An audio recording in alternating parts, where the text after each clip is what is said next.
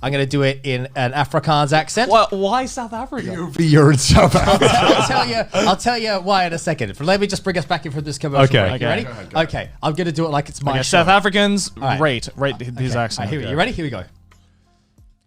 Welcome back to the Trash Taste Podcast on the Voice of Africa Radio Network. I'm your host, Ladybeard, here today with more guests, Connor, Gaunt, and Zoe. Gentlemen, how are you?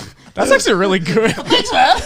I've got a thing for South Africa at the moment. You sound like my math teacher back in high school. Was he South African? He was very South African. Okay, go on. Excellent. It'd be awkward if you were like, no, he's not South African. If any Afrikaner were offended by my accent, I was not trying to appropriate your culture. I'll let you know. I'll let you know. I have. So my shower curtain. What is going on? What is actually going on? Stop interrupting. Tiny Elephant God. I'll tell you what's going on. You know what this is like? This is the conversation equivalent of like changing tabs. We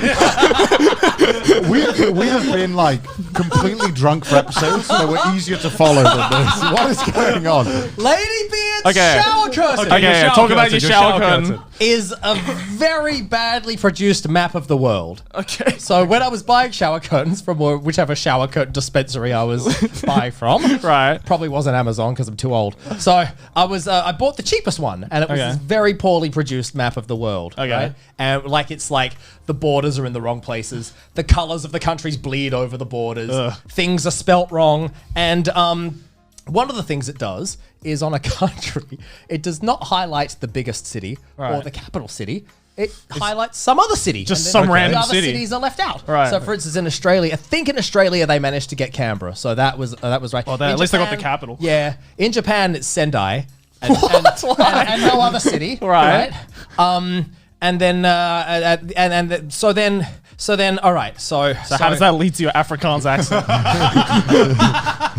this connection I want to see. When I'm sitting on the toilet, and I won't go into detail about what's going on at the time. Well, we can imagine. You can imagine. Yes. My eye line is such that I look directly at that bottom part of Africa on this map. Right. So it's like South Africa, Namibia, Botswana.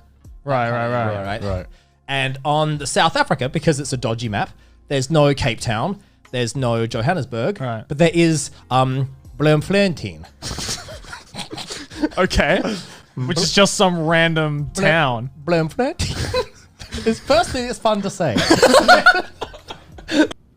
No! God, please, no! No! No! Say it with me, you try. What is it? Bloemfontein. Bloemfontein? That was excellent. Can you say that in a Welsh accent? This is a real place. Yeah. It's a real place. It's the capital. Four fucking privileged people laughing at African names. It's the capital of a part of South Africa called Freestate.